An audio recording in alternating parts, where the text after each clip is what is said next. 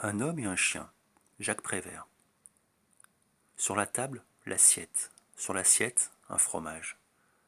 L'homme s'habitue aux choses, et si on lui dit que le fromage est un monde aussi curieux qu'un autre, il éclate de rire, tristement, et la bouche pleine de ce qu'il mange, continue à rire en mangeant. Puis, pour se rassurer, il appelle le fromage par son nom de famille, Gruyère ou bien Cantal. Le Gruyère est troué, le Cantal, c'est un pays, une province. L'homme est renseigné, rassuré. Habitué depuis toujours à confondre vautour avec alentour et une palourde avec une autre palourde, habitué à se tromper, préférant souvent dans son choix la morte à la vivante, habitué à en tomber malade, habitué à se réunir avec les autres qui, eux aussi, en sont tombés malades, habitué à se rendre avec eux en long cortège plaintif et morne et résilié et résigné à la grande basilique de Notre-Dame de la Palourde, habitué à en revenir guéri, habitué à en mourir, habitué, habité, d'habitude, hanté. Ils étaient 4 dans la salle à manger de l'hôtel. C'était au bord de la mer, et c'est pour cela que plus haut les palourdes sont prises en exemple. 4. Le fromage, le pain et l'homme, et puis un chien. Sans parler des autres, le vent dans les branches, les poissons séchés sur le mur, les pêcheurs dans leur barque et leurs barques sur la mer. Ils étaient 4 à côté des assiettes, des verres et des fourchettes, et des couteaux, simples accessoires, ustensiles familiers, qui pourtant gardaient leur indépendance, leur personnalité.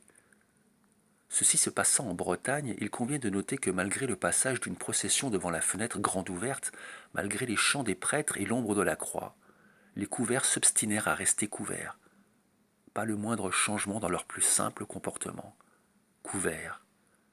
Couteaux, fourchettes, cuillères, grandes et petites, objets simples, utiles et raisonnables à cause de votre attitude en cette circonstance, je pense souvent à vous avec respect. Couverts. Cuillères, fourchettes, petits et grands couteaux, je vous tire le chapeau. Le chien n'était à personne. Aussi était-il rentré là, comme chez lui. Le vent du large, d'accord avec la porte, lui avait frayé un passage. Venant de très loin, l'homme avait très faim. Disparition du fromage et disparition du pain. Et le chien, assis sur le sol, regarde l'homme assis sur sa chaise. Largesse, largesse. D'un geste large et large, l'homme jette au chien les croûtes du fromage. Oh, le bon, le brave chien. Sa queue n'a pas le temps nécessaire pour remuer de joie et de reconnaissance que déjà les croûtes sont mangées. Mais son regard plaintif est si doux que l'homme en est ému jusqu'au plus profond de lui-même. Et l'homme se lève et s'en va. Et le chien le suit. Partout maintenant le chien suit l'homme, qui s'habitue à lui et devient son maître, voyant que le chien le suit.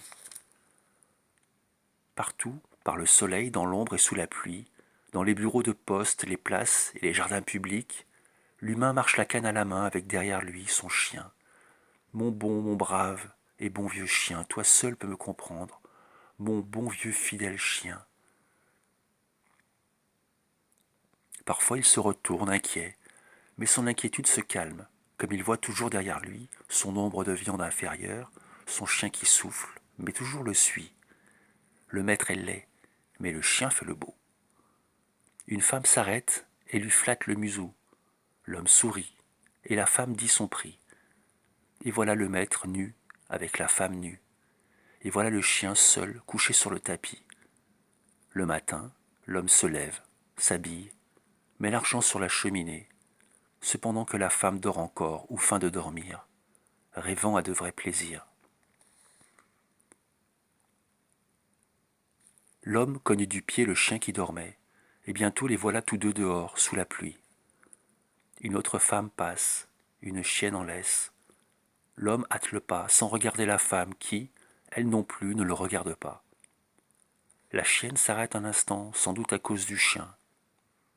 Mais le chien suit son maître qui ne cesse de presser le pas. Et le temps fait ses tours de passe-passe, quelques mois, quelques années, la nouvelle lune, le nouvel an, et tout de suite, très vite, les plus récents souvenirs du plus ancien des temps. L'homme vieillit, et toujours son chien le suit, et le suit, et le suit, et ainsi de suite toujours le suit. Un jour, l'homme fait plusieurs fois le signe de la croix, tout en faisant plusieurs fois le tour de sa chambre, se rappelant de très tristes choses d'autrefois.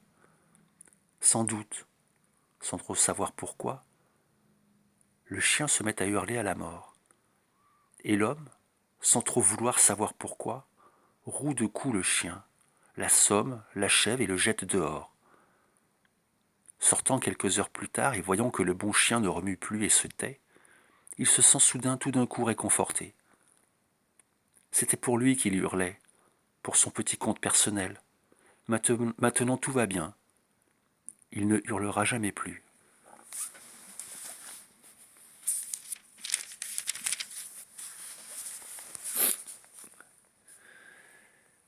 Et les voisins lui disent « Comme vous êtes pâle et amaigri, comme vous avez terriblement vieilli.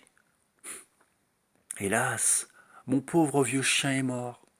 Mort de sa belle mort, c'est une affaire entendue, mais j'ai tout de même trop de peine, alors n'en parlons plus. » Un peu plus tard, un peu plus loin, sur une route, un grand soleil brille, et l'homme claque des dents, se met à trembler, à dire quelques mots tout seul en essayant vainement de se persuader que ce n'est pas là ses dernières paroles, et tombe, pris définitivement par le dernier sommeil du juste. Les reins brisés, la queue cassée, les yeux légèrement déplacés, le bon chien, qui lui n'était pas complètement tout à fait mort, retrouve à la trace son maître qui, sur la route, en plein soleil, silencieusement se vide. Non loin de là, la croix d'un calvaire de pierre. Et le bon chien ne la regarde pas. Il n'aboie pas que tout est poussière, reste là silencieux et flaire. « On dirait qu'il pleure !»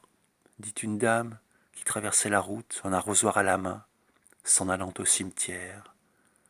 Mais le chien ne s'occupe pas de la dame à l'arrosoir. Le chien flaire. L'homme au pain et au fromage est couché sur la terre. Mais alors surgit un Chinois, au veston défraîchi. Il met le chien dans un sac. Un peu plus tard, le Chinois pousse la porte d'une misérable chambre, d'un misérable hôtel. « Quelle surprise nous apportes-tu » dit sa femme, une Chinoise au sourire malade. Elle est couchée sur un vieux lit, une casserole est posée sur une chaise, et deux enfants se précipitent vers le sac. « Quelle surprise nous apportes-tu » demandent les fils du ciel, se cramponnant aux genoux de leur père. « Allumez les dernières bougies, aujourd'hui c'est la fête. Je vous apporte un chien mort. » C'est le soir, et la femme souriante qui doit mourir le lendemain fait avec son mari et ses enfants un dernier festin, comme en Chine.